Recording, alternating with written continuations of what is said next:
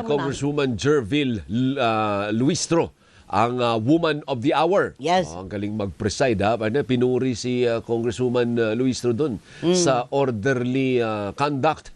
At Very good. pinagbigyan naman lahat ng gustong magsalita dyan sa hearing po ng Committee on Justice. Magandang umaga po sa inyo, Congresswoman Jervil. Good morning, ma'am. Good morning, Alvin and Doris. At salamat, narito na naman ako. Opo, at least po makapagpahinga na po kayo dahil kahapon nga po ibinasura na. Walang sustansya ang dalawang impeachment complaint laban sa presidente. Of course, hindi natin maiiwasan na talagang merong magkikriticize. Oo naman. Oo So naman. ano ang reaksyon po ninyo din sa kritisismo na wala dinaan nyo sa bilang ginamitan ninyo kasi mayorya kayo, marami kayo, dinaan nyo sa Brinaso bilang. ninyo, oo. Alvin and Doris, in all fairness, sa lahat ng mga miyembro ng Justice Committee, we had an exhaustive and prolonged deliberation on the determination of substance nitong dalawang impeachment complaints na ito, no? And I honestly believe they decided independently and impartially in as far as the substance, sufficiency in substance is concerned. So ibig sabihin, Congresswoman, wala itong dikta ng Malacanang o wala you toe the line. Hayong mga supporters ng admin, toe the line, let's protect the President at all cost. Wala, Doris, walang ganyang mga dikta coming from kung saan man. Even from the manner that I preside, I tried to be as objective as possible in order not to influence the judgment of the members of the Justice Committee. Mapapansin nyo, very limited lahat ng aking mga interventions, no? Ang pinapakialman ko lang talaga is the orderly manner of the deliberation. But in as far as the manifestations of the members of the Justice Committee are concerned, I accorded them with full liberality. Na kahit pa nga nag-o-object yung ibang miyembro because they are commenting already on the nature of the manifestation of the other Kongs, hinayaan ko pa rin because my purpose is kami kasi ay representative ng sovereign people and it is really incumbent upon us to ventilate all possible opinions of the people whom these members of the Justice Committee represent, no? So, in my capacity as the chairperson of the Justice Committee, I am confident that the members acted independently and impartially. Okay, ngayon, total tapos na rin lang. May hatol na po kayo, hindi ho ba? Maybe pwede na natin i-analyze. Ano po? Sabi nung kampo ni Tino, ni Congressman Tino, dapat dun sa substance, recital lang. Hindi pa tayo dun sa patunay. I-recite lang. Isasabihin mo lang kung ano yung accusation Latag mo lang. Latag mo lang laban sa presidente. So moving forward, Congresswoman, hindi na pala ganun lang kasimple na ilalatag mo lang para makuha natin yung sustansya. Let me relay the position of the members, no? Kasi we are anticipating a second impeachment complaint against the Vice President. So I do not want to influence the judgment of the other members if I would be sharing my own stand on this, no? But let me share the position of the other members. The verification or the rules on impeachment is very explicit. Dapat merong personal knowledge, dapat based on authentic records, no? Ito ay napapaloob mismo doon sa verification. At kung ang sasabihin nila is hypothetically complete or true, kagaya ng sinabi ni Congressman Kit Flores, it will open the door to all sham complaints disregarding whether or not itong mga ito ay totoo o hindi or may semblance of truth man lang. Again, balikan natin, medyo technical to. Isang requirement dito ay dapat may verification. At ang sabi sa verification, the allegations of facts must be based on personal knowledge or authentic records. For example, this is based on the discussion of the members. Kinonsider nila yung BBM, parametric formula ng DPWH in allocating funds in the different regions and districts, no? Question is, ano ang personal knowledge ng presidente doon? And more so, ano ang personal participation ng impeachable official doon? When it is very much described and provided in the impeachment complaint na ito ay DPWH policy. Sila ang nag-launch, sila rin ang nagpatupad. And I think one of the members even asked, do you have any proof, any written order, instruction which actually shows na ang presidente ang nag-utos niyan para masabi natin meron talaga siyang personal participation, personal knowledge about that program or formula of the DPWH. One more thing. Sige po. Ito medyo naging very passionate ang discussion nila. They also included the arrest and rendition of the former president to the ICC. Kakapalit yun na, ICC. ICC. Yung isa local, yung isa international. Kinonsider din nila ito as ground kidnapping daw committed by the president, no? So ang question ng mga members, how can it be kidnapping when there is warrant of arrest issued by the ICC? That's one. Sa kidnapping, walang warrant of arrest, di ba? Kasi yun kukuhanin ka talaga against your will, away from your family and from your loved ones, that is kidnapping. Pero if that has a warrant of arrest, which supports the actual taking of custody, how can it be kidnapping? Pangalawa, pinoint out ng mga members, the Philippines is a member of the International Police, Interpol, no? And that is a prerogative of the president to join international organizations. In other words, yung pagtalima ng ating pamahalaan sa ating obligasyon under the International Police Organization, that is an executive decision, a political decision, which cannot be interpreted as an impeachable offense, no? So, ganito yung mga discussions. And one more thing na madiin nilang pinagtibay, pinagbutohan pa nga nila kasi there were members, especially the minority, ayaw nila na tingnan pa kung certified ba o hindi ang attachments for the purpose of determining sufficiency in substance.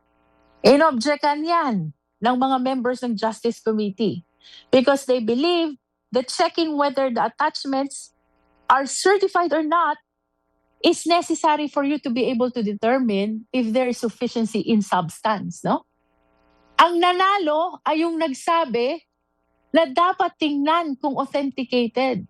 That's how exhaustive, that's how prolonged, and that's how extensive the deliberations are.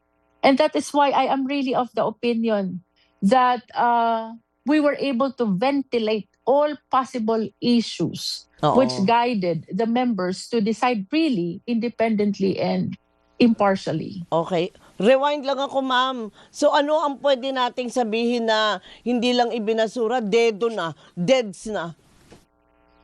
It is our constitutional duty, of course, to investigate, assess, and appreciate all impeachment complaints that is referred to the Justice Committee. And take note, rules are meant to be followed. Rules are meant to be followed. Kaya po tayo merong rules on impeachment ng House of Representatives is because the members of the House should follow the rules. And we followed all the rules of the House of Representatives, including those incorporated in the Philippine Constitution. Ayun, So tama okay. naman, okay lang, pagbibigyan natin yan. Pero ang tanong ngayon, magiging ganun din ba kayo ka-istrikto sa impeachment complaint naman laban kay Vice President Sara Duterte? Kasi yun ang sasabihin sa inyo, pag kay Marcos, saan sigpiting-pit ninyo? Hindi, oo. Ang higpit, ang stricto ninyo. Pero baka pagdating naman kay Sara Duterte naman, lusot yan, pasok yan. Kasi Pabebe na naman. kasi kalaban ng mayorya sa inyo, Correct. Congresswoman.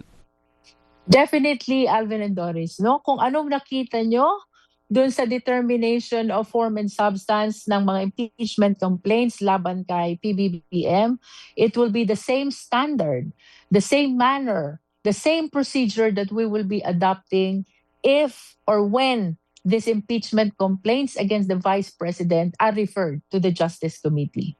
Okay. So Okay. ngayon, doon sa personal knowledge lang, na inaano ko, kasi dapat pala, pag ikaw ay sponsor o ikaw yung nag-file ng complaint, dapat ikaw mo, meron kang personal knowledge doon sa ina-allege mo. Tama, no? Sa kaso kasi nitong kay Vice President Sara Duterte, di ba, isa doon sa nirereklamo, Congresswoman, yung pag-threat niya sa presidente. oo. So kung narinig ko yung video, nakita ko yung video, narinig ko yung audio, yan ba may tuturing personal knowledge ba yun? Na nakita ko ang vice presidente, tinitreaten niya yung presidente. Narinig ko eh. So long as ma-authenticate yung video na siya talaga yun, genuine yung video, nanonood ka, then your testimony will be a personal knowledge that you watch the authenticated video. At paano ma-authenticate At yun? saka sino magsasabi na authentic Pero lahat yan? naman tayo napanood natin yun, hindi ho ba? Oo nga. I think during that time pina-authenticate na yan sa NBI. Immediately after that video was seen in the whole world, nakita ko sa news na it underwent the process of authentication with the National Bureau of Investigation already. I just don't know about the result. Opo. So yan example lang po. Hindi namin sinasabi na sufficient in form and substance na agad yung complaint against the Vice President. Ang sinasabi lang namin, ang ibig sabihin ng personal knowledge, yan pala yan. Ganyan ang example nun, Congresswoman. That is correct. Parang misplaced yung aking explanation kanina kasi I was talking about the personal knowledge of the president, which is necessary as well. Pero tama ka, Alvin, doon, in as far as the verification is concerned, dapat yung nagre-reklamo may personal knowledge nung kanyang mga allegations, no? Dapat, kung ako ang complainant, personal kong nasaksihan yung mga sinasabi ko doon sa reklamo. Kaya nga, for example, sabi nung nilagay sa allegation, adik ang Pangulo. O, paano yung personal knowledge mo? Nakita mo ba siyang humihit-hit? Nakita mo ba siyang... Parang ganon, hindi ho ba? So pag hindi mo nakita, ay hindi personal knowledge yun, Congresswoman. Hearsay lang yun. Did you see the comment of Congresswoman Laila de Lima? Nag-trending yung sinabi niya, just because Senator Amy said so? Because ang requirement nga, dapat personal niyang nakita. No? And one more thing, the acknowledgement of the sister is not necessarily binding to the person. Dapat merong sufficient evidence. Dapat ka na, for purposes of discussion, ang ibig mo bang sabihin, kung si Senador Amy ang nag-file ng impeachment complaint laban sa kapatid niya, pasok ba yon sa personal knowledge? Sabihin niya, hindi, nakakita ko eh. Ako mismo nakakita na gumagamit siya eh. Pasok ba yon? For purposes of discussion lang, academic. I believe so. Kasi may personal knowledge na kung nakita niya. Talaga. But I wish to make reservation on one more discussion, ha? Not all offenses constitute impeachable offense, no? Hindi porket nagdra-drugs ka, ay impeachable ground na yan. Hindi porket may traffic violation ka, impeachable ground yan. Hindi porket meron kang infraction, impeachable ground yan. It should be gross that it should strike at the very integrity of your office. Pero hindi ba sakop na yun sa betrayal of public trust? Kasi parang blanket yung betrayal of public trust. Anything that erodes the trust para sa iyo ay pwedeng pasok? It depends really. Kasi kung mapapansin mo dun sa kanilang complaint, although I don't remember the exact wordings, but it's like they're saying na the alleged drug addiction is affecting already the judgment of the respondent as the leader of the country. Something like that, no? So, yun yung sinasabi kong it should be gross and grave enough to strike at the very integrity of the office, no? Opo, opo. Pero pagka sinabi rin po, kagaya yun sa kaso ni Senador Amy, nakita ko meron akong personal knowledge ano ang pruweba mo na nakita mo nga? Bakit hindi mo ko pakitaan? Kailan yan? Anong oras yan? Saan nangyari Correct. yan? Di Parang po ganun ba? nga Yung, yun. yung sinasabi mo, Doris, kailan, saan, anong petsa, sinong kasama, anong nangyayari, Oo. anong insidente. Yun yung tinatawag natin ultimate facts. Oo. At yun yung requirement ng rules. Pag sinabi natin ultimate facts, it pertains to essential facts which when true and complete will constitute the offense ground for impeachment. Ayun. No? So pwede Okay. palang ano. Oo, oo. Ngayon, Narinig nyo siguro during the deliberation, the Kongs were asking, what, when, where, how? Correct. Ay parang journalist The din. circumstances Oo, tama. surrounding. Oo. Yeah. Mm-mm. Yun yung tinatawag namin sa batas na ultimate facts. It must provide the details, the specifics, to be able to substantiate the required sufficiency in substance. Okay, sige. We have 2 minutes left, Congresswoman. Okay. Let's talk about timelines. Ano? So, kailan po diringgin yung complaint or impeachment complaint laban sa pangalawang Pangulo? Kasi marami-rami din. Ilan ba silang nakapag-file kay VP? Dalawa din ba? The only information I have ay may dalawang Dalawa rin. dalawang ni-receive si si SecGen. Other Oo. than that, wala pa akong ibang alam. So, dalawa rin, kagaya nung kay Presidente, dalawa rin. So, parang ganun din siguro magiging ruta nito. Ano po? Paano ba yung kailan magsisimula at ano ang mga steps next na gagawin ng Committee on Justice? Well, apparently these are filed under the first mode. So tama ka doon, Alvin, similar kay PBBM ito, no? So the Office of the Secretary General again is bound to transmit it to the Speaker immediately, quote unquote, and then from the Speaker to the plenary 10 session days, and then from the plenary to the Justice Committee 3 session days. Apo, so kailan magsisimula, ma'am? Well, it should have started already kasi na-receive na siya ni SecGen, no? So dapat mag-transmit na siya immediately, no? But I cannot speak for the Secretary General, neither can I speak for the Speaker and the plenary. Yung hearing po, yung kagaya nung ginawa natin sa complaint, di ba, dinetermine natin yung sufficiency in form, sufficiency in substance. Kailan mangyayari yan dun sa complaints Well, against the Vice? The list I can say, Alvin, is as soon as ma-transmit or ma-refer sa Justice Committee, we will immediately set the hearing dates to determine the sufficiency in form and substance of these 2 impeachment complaints, if ever they will be referred both, no? Sufficiency in form and substance of these 2 impeachment So wala pa. complaints. Wala pa. Kasi Wala may pa eh. narinig ko, may sinabi ka kahapon, sabi mo, babalik yung inyong committee sa Feb 9 ba? Did you say Kasi Feb 9? ay, So iba yun, hindi I yun was- sa VP. Oo. I was referring to the impeachment process of PBBM. no? Kasi- Okay. Sa Monday, February 9, that will be continuation of our hearing before the Justice Committee, the purpose of which is to come up with a committee report, to approve the committee report, and after that, we will be transmitting that to the plenary Okay. because that is subject to the approval of at least 1/3 of all the members of the House of Ayun. Representatives. So that clears it. Akala ko, tinutukoy mo, pagbalik kay VP na. So hindi pa po pala, wala pang schedule sa impeachment laban sa Vice President. Go ahead, partner. Di aabot po doon sa di ba magbabakasyon ulit? Magbabakasyon. Oh, Hindi ko pa na-check kung kailan yung yung recess namin Yun na ulit. nga eh. Kasi, alam mo kasi, this recess naman, in all fairness sa mga members ng House, these are very significant to us kasi this is our opportunity to check our constituents and our respective districts. No? Swerte ko nga, taga Batangas lang ako. In a matter of 2 hours, nandun na ako sa amin. Oh. So, I can do parallel action actually. Habang may trabaho ako sa Congress, I can take advantage of Saturday and Sunday, watch over my district, no? Pero Eh, pwede paano ba naman pwedeng mag-hearing habang naka-break o hindi yun pwedeng gawin?